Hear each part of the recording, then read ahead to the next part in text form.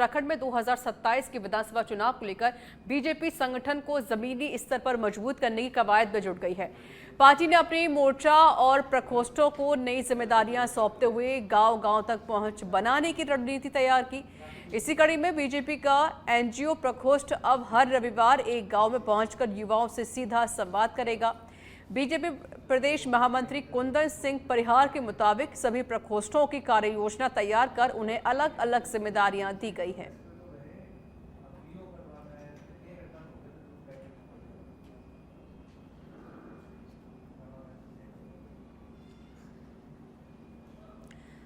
तो देहरादून से जानकारी हम आपको साझा कर रहे हैं। बता दें कि अभियान इसी महीने में अंतिम सप्ताह से शुरू होगा। बता दें कि उत्तराखंड में भी 2027 में विधानसभा के चुनाव होने हैं, जिसको लेकर बीजेपी अब काफ़ी ज़्यादा सक्रिय हो गई है। युवाओं को जन कल्याणकारी योजनाओं की जानकारी दी जाएगी। बीजेपी एनजीओ प्रकोष्ठ गांव के युवाओं से सीधा संपर्क करेगा। प्रकोष्ठ ने एक बहुत अच्छा कार्यक्रम लिया है कि प्रत्येक रविवार को किसी न किसी गांव में विशेष रूप से युवाओं से संवाद करेंगे और इसी प्रकार से वहां पर पौधारोपण का कार्यक्रम करेंगे, स्वच्छता का कार्यक्रम करेंगे और समाज जीवन में अपनी भूमिका का निरूपण। हरक सिंह रावत ने ईडी की छापेमारी पर सवाल खड़े करते हुए कहा कि ईडी को गणेश जोशी व पूर्व सीएम रमेश पोखरियाल निशंक के लेखक गांव पर भी छापा मारना चाहिए। इस पर भाजपा के मीडिया प्रभारी मनवीर चौहान ने तंज कसते हुए कहा है कि हरक सिंह रावत को अब लोग सीरियसली नहीं लेते। हरक सिंह रावत सिर्फ और सिर्फ लाफिंग बुद्धा बनकर रह गए हैं, जो अपनी बातों से लोगों को हंसाते हैं।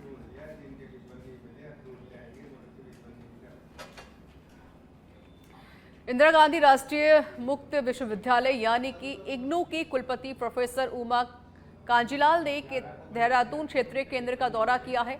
अपने पहले दौरे में उन्होंने क्षेत्रीय केंद्र के कामकाज, बुनियादी ढांचे, भविष्य की योजनाओं की समीक्षा की।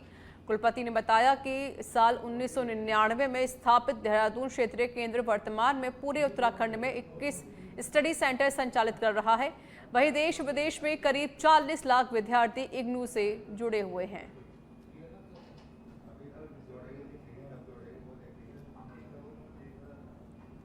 तो उच्च शिक्षा उपलब्ध कराने का प्रयास लगातार इग्नू कर रहा है। देश विदेश के तकरीबन 40 लाख विद्यार्थी इग्नू से जुड़े हुए हैं। बता दें 9 विषयों में 1 वर्षीय मास्टर डिग्री प्रोग्राम भी यहाँ पर शुरू किया जा रहा है। इग्नू कुलपति प्रोफेसर उमा कांजीलाल का देहरादून दौरा रहा, जिसको लेकर उन्होंने ये जानकारी भी साझा की।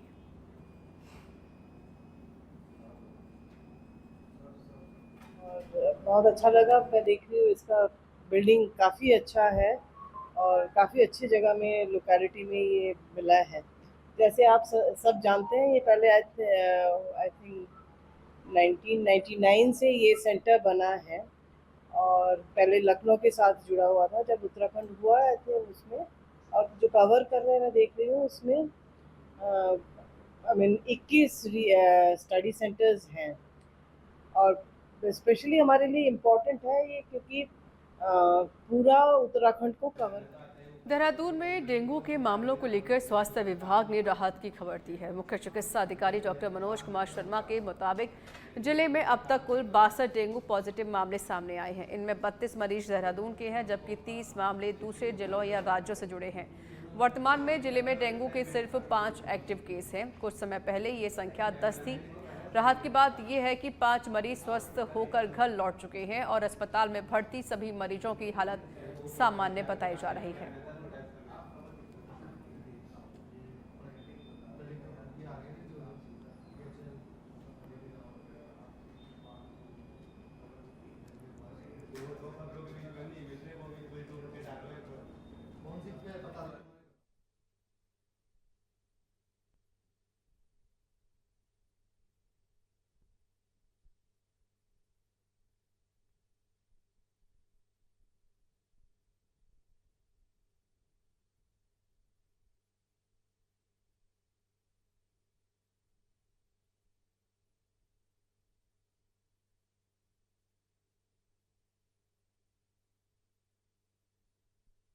आपको साझा कर रहे हैं, जहां राजधानी डेंगू नियंत्रण में 5 एक्टिव केस मिले हैं। डेंगू वॉलंटियर्स के जरिए अब घर घर सर्वे किया जा रहा है।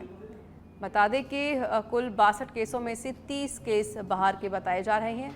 वहीं किसी मरीज की स्थिति गंभीर फिलहाल नहीं है। सबकी हालत पहले से स्थिर बताई जा रही है। चंपावत में सरकारी मशीनरी के कथित दुरुपयोग और कांग्रेस कार्यकर्ताओं को अराजक तत्व कहे जाने के विरोध में कांग्रेस ने जोरदार प्रदर्शन किया। जिला मुख्यालय के मोटर स्टेशन पर कांग्रेस जिलाध्यक्ष चिराग फर्त्याल के नेतृत्व में कार्यकर्ताओं ने प्रदेश सरकार और पुलिस प्रशासन के खिलाफ जमकर नारेबाजी की है। कांग्रेस नेताओं ने आरोप लगाया है कि भाजपा सरकार राजनीतिक विरोध की आवाज को दबाने के लिए सरकारी मशीनरी का कथित तौर पर इस्तेमाल कर रही है। जिलाध्यक्ष चिराग फर्त्याल ने कहा कि कांग्रेस कार्यकर्ता जनता के मुद्दों को लेकर लगातार संघर्ष कर रहे हैं और लोकतांत्रिक तरीके से अपनी आवाज उठाते रहेंगे। प्रदर्शन में बड़ी संख्या में कांग्रेस पदाधिकारी और कार्यकर्ता मौजूद रहे। तो कांग्रेस ने चंपावत में प्रदर्शन किया है। जोरदार प्रदर्शन यहां पर कांग्रेस पार्टी का देखने को मिला। सरकारी मशीनरी के कथित दुरुपयोग का कांग्रेस पार्टी ने आरोप लगाया है। वहीं कांग्रेस कार्यकर्ताओं को अराजक तत्व कहने पर भी आक्रोश नजर आया। में उत्पीड़न किया गया है, क्या मामला है और आगे कांग्रेस पार्टी इसको लेकर किस तरह से देखती है?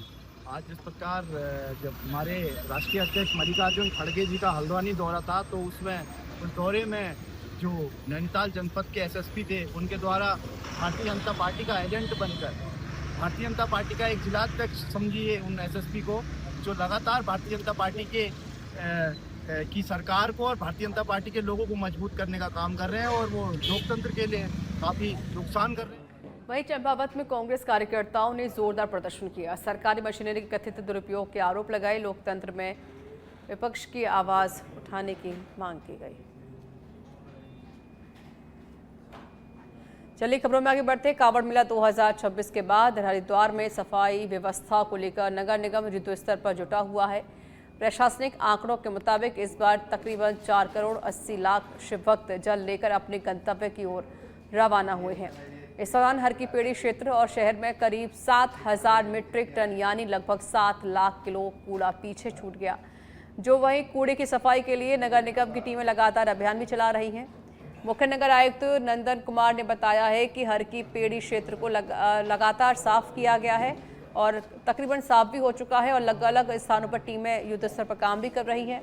साथ ही उन्होंने बताया है कि शाम तक पूरा क्षेत्र साफ होने की उम्मीद है। तो वहीं इस बार नगर निगम ने कई पहल करते हुए शिव भक्तों द्वारा छोड़े गए कपड़ों को रिसाइकल करने का काम भी शुरू कर दिया है। नागपंचमी से पहले मसूरी के भट्टा गांव में आस्था और परंपरा का अद्भुत संगम देखने को मिला, जहां भगवान नाग देवता को डोली पारंपरिक वाद्य यंत्रों के साथ भट्टा गांव से क्यारकुली स्थित नाग देवता मंदिर के लिए रवाना हुई। बारिश के बावजूद बड़ी संख्या में ग्रामीण और श्रद्धालु यात्रा में शामिल हुए। महिलाएं सिर पर कलश लेकर चली तो ढोल दमाऊ की थाप और नाग देवता के जयकारों से पूरा क्षेत्र भक्ति में हो गया। ग्रामीणों के मुताबिक ये डोली यात्रा करीब 500 साल पुरानी लोक आस्था और परंपरा का हिस्सा है। मान्यता है कि नाग देवता क्यारकुली भट्टा क्षेत्र के रक्षक और ग्राम देवता हैं। तो वहीं मंदिर में सप्ताहभर चलने वाली भागवत कथा की शुरुआत भी हुई है, जिसका समापन 17 अगस्त को नाग पंचमी के अवसर पर होगा। तो वहीं इस दिन विशेष पूजा, धार्मिक आयोजन और मेले का आयोजन किया जाएगा। हर वर्ष की बात ही बड़े हर्षोल्लास से के साथ निकाली जा रही है। हर बार भव्य तरीके से इस डोली का आयोजन किया जाता है समिति द्वारा। और जैसे कि आप देख रहे हैं कि श्रद्धालु बड़े हर्षोल्लास के साथ, बड़े जश्न के साथ डोली की यात्रा में सब चल रहे हैं और सम्मिलित हो रहे हैं। जो डोली की जो भागवत कथा का जो आयोजन है वो 11 तारीख से आज से प्रारंभ होना है। और चमोली की नीति घाटी में तमक नाले में आई फ्लैश फ्लड के बाद राहत और बचाव अभियान लगातार जारी है, जहां बुधवार को जिलाधिकारी गौरव कुमार ने तमक नाले का स्थलीय निरीक्षण किया। इससे पहले उन्होंने नाले के ऊपरी जल ग्रहण क्षेत्र का हवाई सर्वेक्षण कर प्रभावित इलाकों का जायजा लिया है। तो वहीं जिलाधिकारी ने प्रभावित ग्रामीणों से मुलाकात कर उनकी समस्याएं भी सुनी उन्होंने उप जिलाधिकारी ज्योतिर्मठ को खेतों, फसलों, पंचायत भवन समेत अन्य परिसंपत्तियों को हुए नुकसान का तत्काल सर्वेक्षण कराने के निर्देश दिए। साथ ही जिला खनन अधिकारी को जरूरत के अनुसार टमक नाले और नदी क्षेत्र में रिवर ड्रेजिंग कराने को कहा गया ताकि जल प्रवाह का मार्ग व्यवस्थित हो सके। तो वहीं फ्लैश फ्लड के वास्तविक कारणों का पता लगाने के लिए विशेषज्ञ संस्थान से वैज्ञानिक अध्ययन कराया जाएगा, जहां अध्ययन के आधार पर भविष्य में ऐसी घटनाओं से होने वाले नुकसान को कम करने के लिए प्रभावी सुरक्षा और बचाव उपाय किए जाएंगे।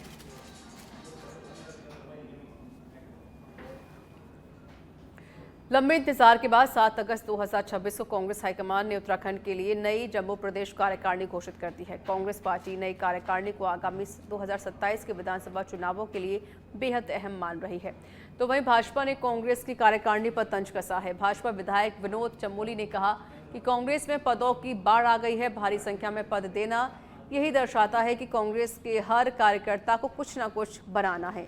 साथ ही उन्होंने सवाल उठाया है कि क्या कांग्रेस में संगठन है या तमाशा। विनोद चमोली ने कहा कि भाजपा में पद निश्चित होते हैं और कार्यकर्ता उसी में संतोष करके पार्टी का काम करते हैं, लेकिन कांग्रेस को लगता है कि किसी को कुछ ना कुछ पद देंगे तभी वो कांग्रेस कहलाएगा।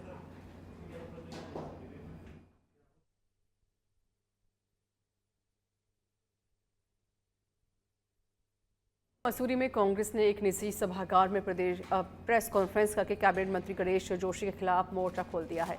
जोशी ने आय से अधिक संपत्ति मामले को एक बार फिर राजनीतिक मुद्दा बना दिया है। कांग्रेस नेताओं ने मुख्यमंत्री पुष्कर सिंह धामी से मांग की है कि जब तक मामले की जांच चल रही है तब तक मंत्री को नैतिक आधार पर मंत्रिमंडल से बाहर किया जाए या उनका इस्तीफा लिया जाए। कांग्रेस का आरोप है कि योजना पर बड़ी धनराशि खर्च होने के बावजूद आए दिन पेयजल पाइपलाइन फटने की घटनाएं सामने आ रही हैं। पहले 99 करोड़ की योजना थी, आज 150 करोड़ के लगभग ये योजना है। तो इसमें कोई नई बात तो हुई नहीं। अगर आप इसको टाइम से पूरा करते तो 50-60 करोड़ रुपए जो है फालतू जाते नहीं।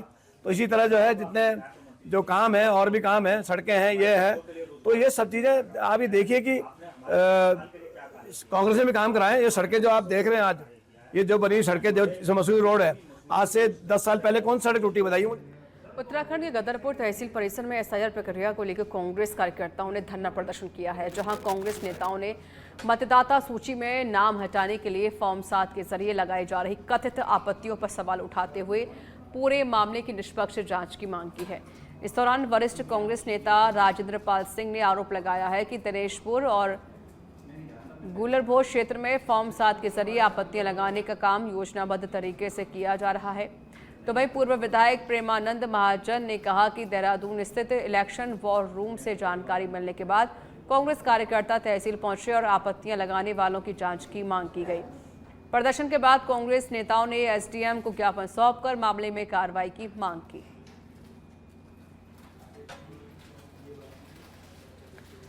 उत्तराखंड में पहाड़ से मैदान तक आसमानी आफत जारी है। हरिद्वार के भीमगोड़ा क्षेत्र में पहाड़ी चट्टान टूटकर सड़क पर गिरी है। कावड़ मेले में सामान बेचने वालों के ठेले चपेट में आ गए हैं। ठेले समेत सामान दबने में काफ़ी ज़्यादा नुकसान हो गया है। कोई जनहानि फिलहाल अभी तक नहीं हुई है। हरिद्वार से जानकारी, जहां पर देखिए एक बड़ा पहाड़ टूट पड़ा है और इसमें जो ठेले थे वो इसकी चपेट में आ गए। ठेले पर रखा हुआ सारा सामान बर्बाद हो गया है, नष्ट हो चुका है। फिलहाल जनहानि की कोई सूचना नहीं मिली है।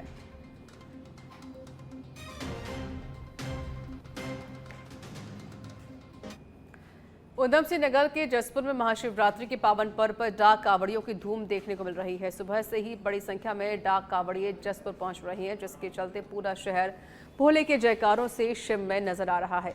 तो वहीं जसपुर के सुभाष चौक पर डाक कावड़ियों का एक जत्था डीजे की धुन पर जमकर झूमता हुआ दिखाई दिया। कावड़ियों ने भोले के भजनों पर नृत्य करते हुए माहौल को पूरी तरह भक्तिमय बना दिया। सड़क से गुजर रहे कावड़ियों के जत्थे को देखने के लिए बड़ी संख्या में स्थानीय लोग भी जुटे रहे।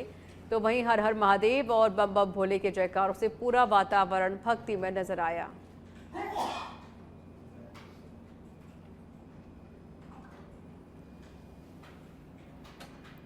धर्मनगरी हरिद्वार में महाशिवरात्रि के पावन पर्व पर शिवालयों में आस्था का सैलाब उमड़ पड़ा है। इसी क्रम में हरिद्वार के जिलाधिकारी मयूर दीक्षित और वरिष्ठ पुलिस अधीक्षक नवनीत सिंह भुल्लर कनखल स्थित पौराणिक दक्षेश्वर महादेव मंदिर पहुंचे, जहां दोनों अधिकारियों ने भगवान भोलेनाथ का जलाभिषेक कर पूजा अर्चना की और प्रदेशवासियों की सुख समृद्धि की कामना की। इस दौरान कांवड़ मेले के सफल और सकुशल समापन को लेकर भी प्रशासनिक तैयारी और चुनौतियां भी सामने आई, जिसको लेकर चर्चा भी की गई। भगवान भोलेनाथ और गंगा मैया की कृपा है और सकुशल संपन्न हुआ जो हमारा कांवड़ मेला है। और आज इनफैक्ट अभी तो लास्ट में चल ही रहा है और आसपास के जनपदों से काफ़ी संख्या में बाइकर्स आज सुबह भी जनपद में आमद हुई है और बिल्कुल स्मूथलेस स्नान चल रहा है। जितने शिव भक्त आए हैं उन्होंने जल लेके अपने अपने गंतव्य को प्रस्थान किया है।